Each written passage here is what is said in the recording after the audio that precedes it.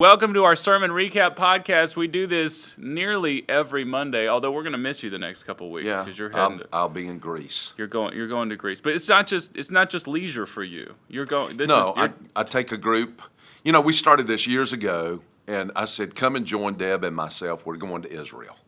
You know, come and join Deb and myself. We're going to go to Greece." Yeah. And so I've been doing this for 40 years. Oh wow. And started the year we got married. So you go back and forth. You go to Greece. So we're headed to Greece, and we'll start the tour off in Thessaloniki.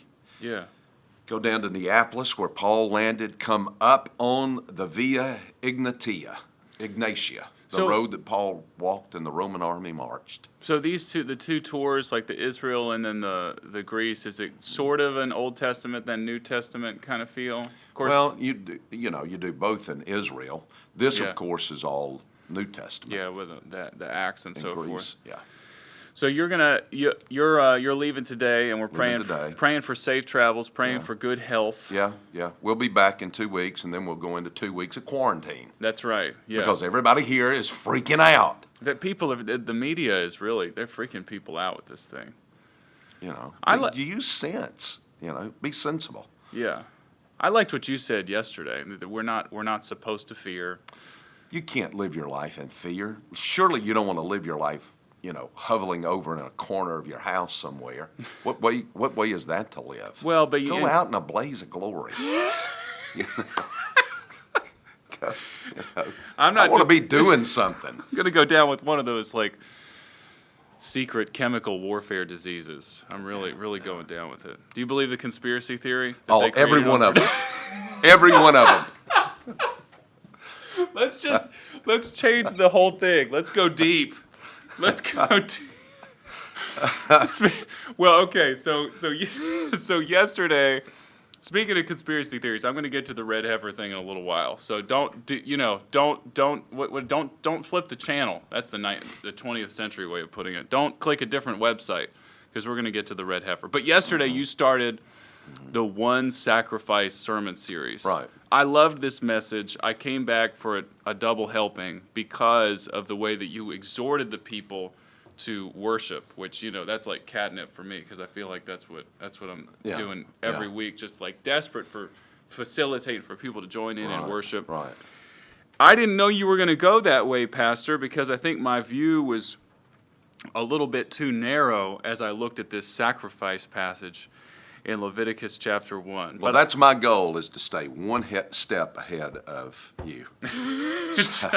Just to go a different direction, to throw you off. Okay, well, you said yesterday, you even called me out yesterday. You said, can I do the Hebrew alphabet? Yeah, that was a little levity, to bring some levity to a very serious subject. I tell you what, at the very end of this podcast, I will attempt to do the Hebrew alphabet from memory. All right. But I had a couple questions on each one of the points that you made, because the 3 points we talked about with regards to worship. All right. One was the price of worship. Yes. One was the place of worship, and then the final one was the person of worship. And you talked about the 3 people involved.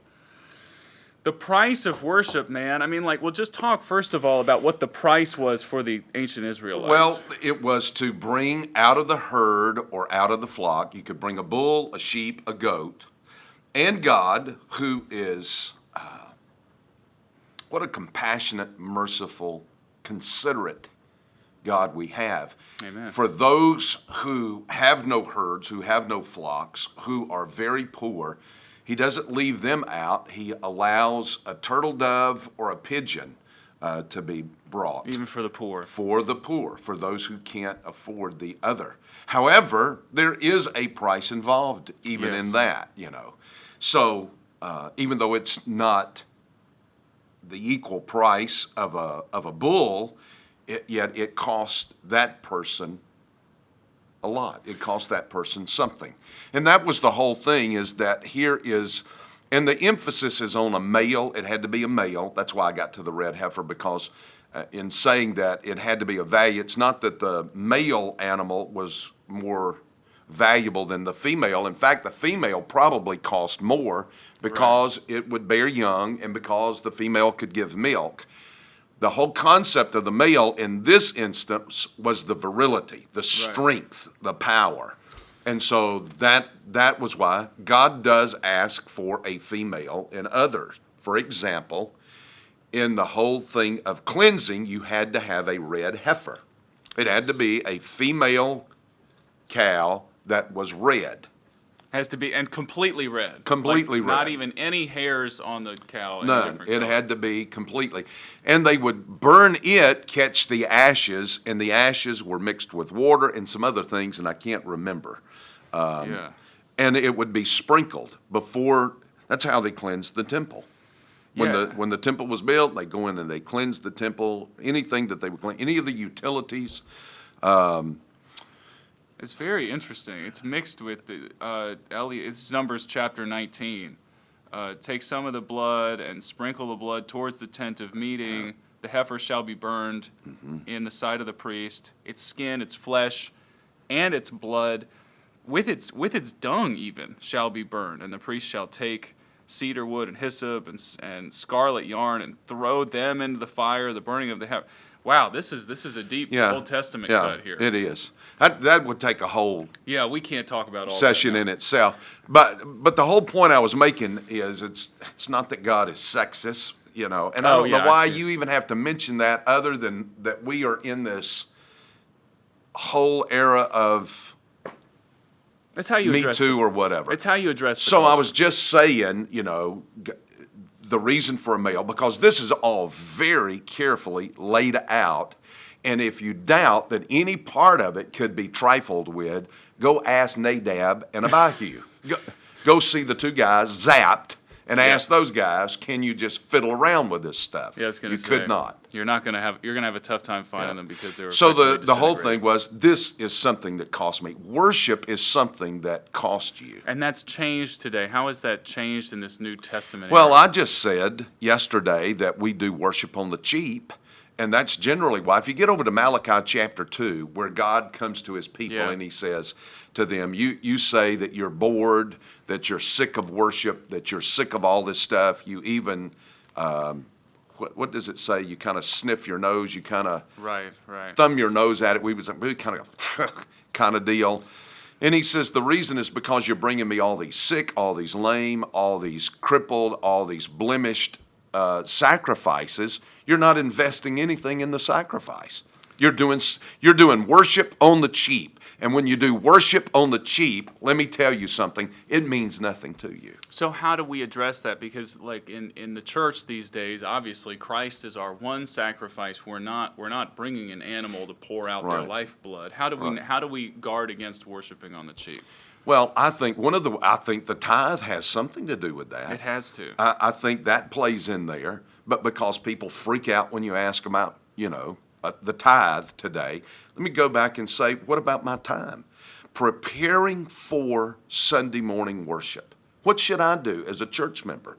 I should be every day sacrificing a little of my time to be in the Word, to be before God, to prepare my heart, so that when it comes to Sunday morning, I'm in there ready to sing. I'm in there ready to express my heart of a week long of worship. I'm ready to give my time. I'm not constantly looking, when are we going to get out? When are we going to get out? When are we going to get out of here? Yeah. I am invested into this. That's a hard thing to do. It is. Well, and it's a culture changing thing. But you know what? I can go and point to you people in the congregation that I can tell you when they get there, they have been investing in worship all week long, and they are there and they worship. A lot of them are seated on the front row. And none of them say, well, I'm bored with this. None of this matters to me. I'm not.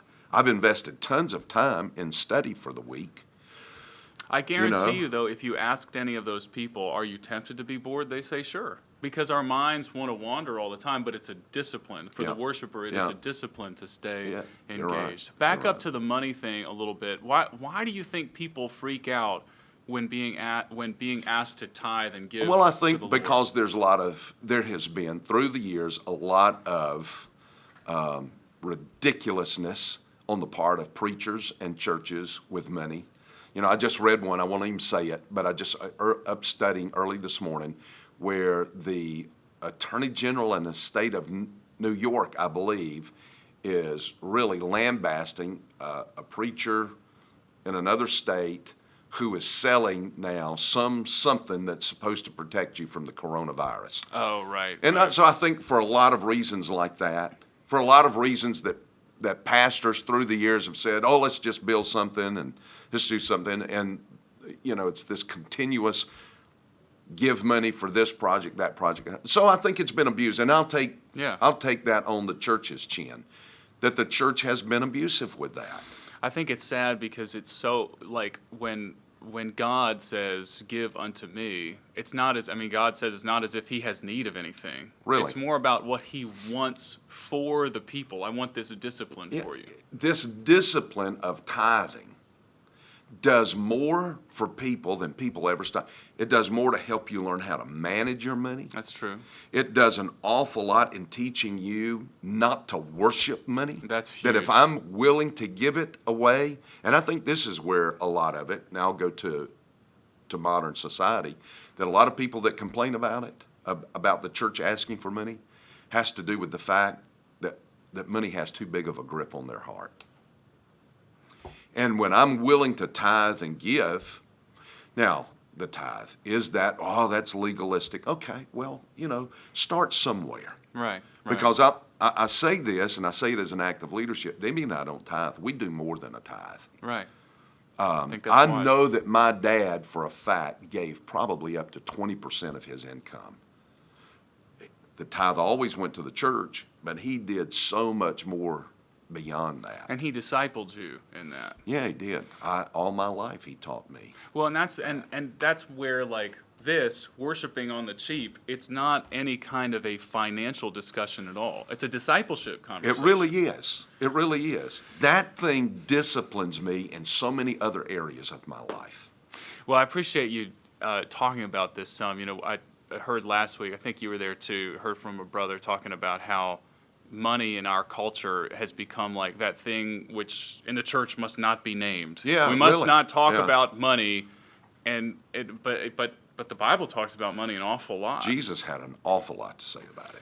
Well, and even in the Psalms, I was reading yesterday in Psalm 15, and it's only 5 verses long, and it's talking about what is the righteous person that will inherit the kingdom, and one of those 5 verses is in how the person manages his money. Yeah. And in that case, it's like, do not lend out your money with usury. Is that how you pronounce it? Usury. Usury, which is interest.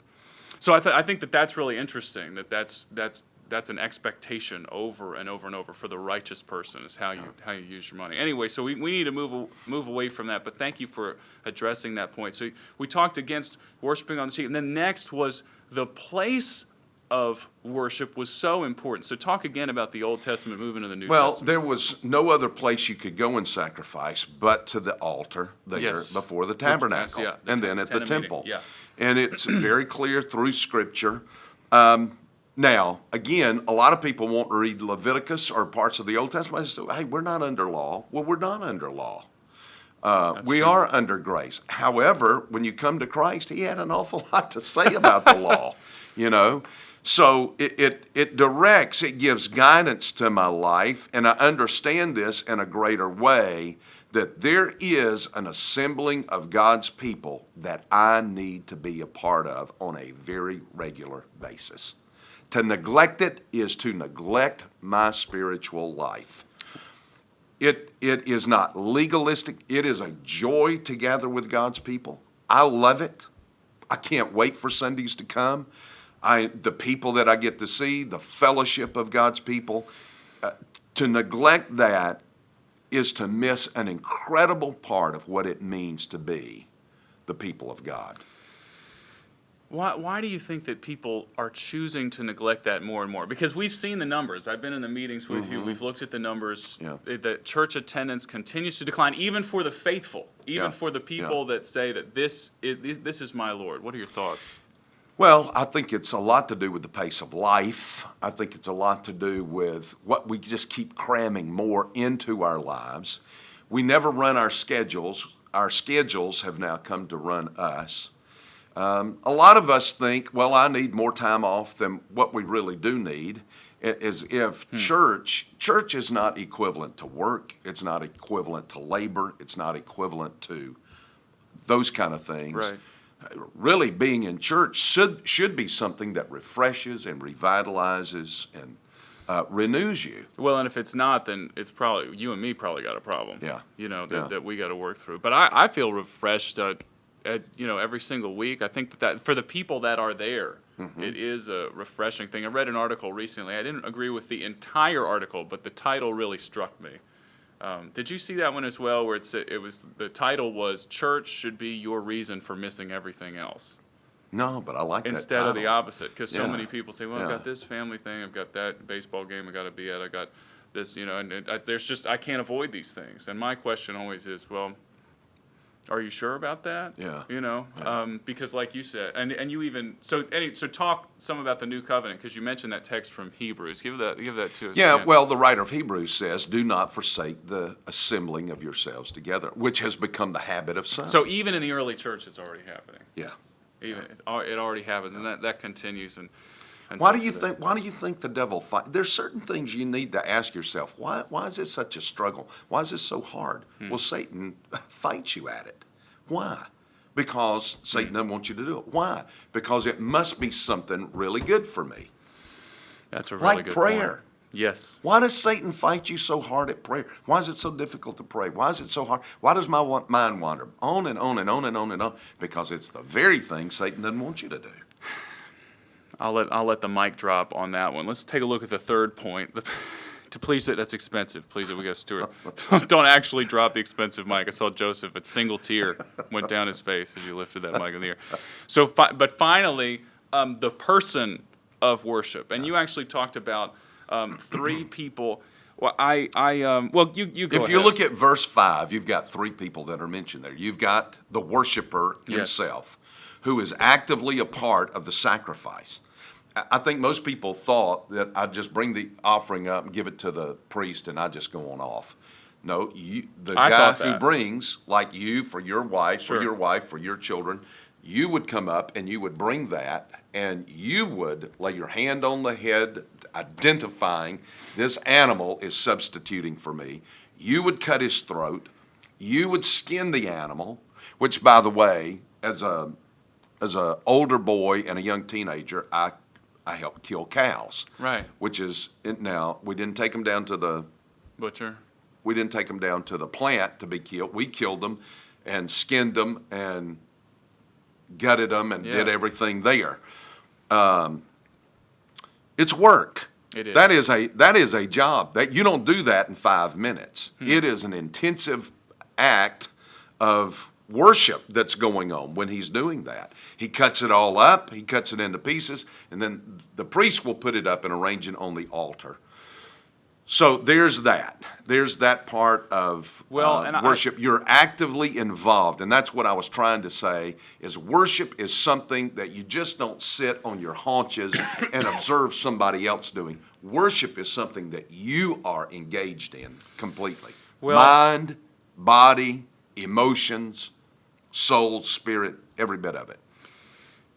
And I can't amen that point hard enough. And that's why, and people have heard me say this so many times, I've posted on Facebook before as well, that like the worship is of the people. Like in the sense, like you've heard that phrase before, it's an audience of one. Like the Lord is listening specifically for Yeah. your voice, for whatever offering of praise you will bring. That's also That's in true. Hebrews 13:15, sacrifice of praise from our lips rendered unto the Lord. I can't believe that I never understood this before. I can't, Leviticus is tough to read, but like I've read Leviticus 1 plenty of times because Yeah. this is finally the time I'll read Leviticus, But still, in all those times that I've read it, I always just saw that the priest killed the animal, and that's clearly not true in the text. Yeah. That He the has, worshiper well, the kills second the animal. person there, he has the job of catching the blood, which is very important. significant because it was symbolizing that the life was in the blood, life has been given, and the important thing here is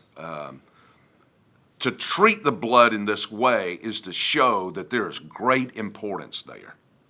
And then he took it, and we get the idea that the Hebrew word just to sprinkle, as if I dip my finger, just sprinkle a little Right. bit there. No, they caught it and they threw it. If you Yeah. just look the word up. Yeah. Get your Strong's Exhaustive Concordance, look the word up. It means to throw it. They splashed it up against the side of that altar, which it became stained and caked with dried blood, which was the thing you saw when you came through the gate there into the courtyard. You looked up and saw that big altar, and it's just covered with blood. Because they never hosed it off or anything. They No, just left that no, there. Yeah. Now, and you wisely made that connection between like that altar that's stained with blood and then the cross. The cross. That's then stained yeah, with blood. the old rugged cross. You know, there's a line in there that says, the old rugged cross, so stained with blood. Yeah, we're gonna have to do that at some point in the series. I appreciated you bringing that one up. Now, the final person in worship Is the person for whom worship is given. It's the Lord. and he's And mentioned 9 over times, and over. yeah, you just read through chapter 1, it's just like this hammer, bam, bam, bam, comes back again and again and again like a chorus. The Lord, the Lord, the Lord. Well, and the that is Lord. important because the Lord, though all around us his power evident, he himself remains hidden. And, Yeah. and so often in our worship, we can become just sort of rote and legalistic and ritualistic in doing these things, as opposed to understanding the object of the ritual, the Lord himself. How present the Lord is in our worship. Unseen, but his presence is more real than any other. Well, and the important part is that, like, as a personal God caring for each one of his children individually, he's watching us. Yes. He's presiding over Yeah, this. It yeah. it has importance, and you made mention of that, and I came back to it, even setting up the message in the second service, because I thought that point was so important. Guys, I cannot commend yesterday's message to you any more strongly. Just for your understanding as how corporate worship will form you as a believer. Please go back and listen to Pastor's message yesterday. This has been a good conversation. I'm sorry that I'm not going to get to talk to you for a couple weeks. Show me what you worship and how invested you are in worship, and I'll know who you are. That's exactly right. Oh, you said that, how like we look more like what we Yeah, worship. the each day. old stone face, Nathaniel Hawthorne. I looked that one up too, and I'm going to follow up with the link because you can read it for free on Google Books. So I neat- haven't read the whole neat thing story, yet. yeah. It is cool. Okay. Aleph, Bet, Gimel, Dalet, Hey, Wow, Zion, Hate, Tate, Yod, Kaf, Lamek, Mem, Nun, Samek, Lion, Pei, Kof, Resh, Sin, Shin, Tau. Is that it? Yeah, that's it. The 23 letters of the Hebrew alphabet. The boy has become a man. All right, we love you guys. We'll see you later.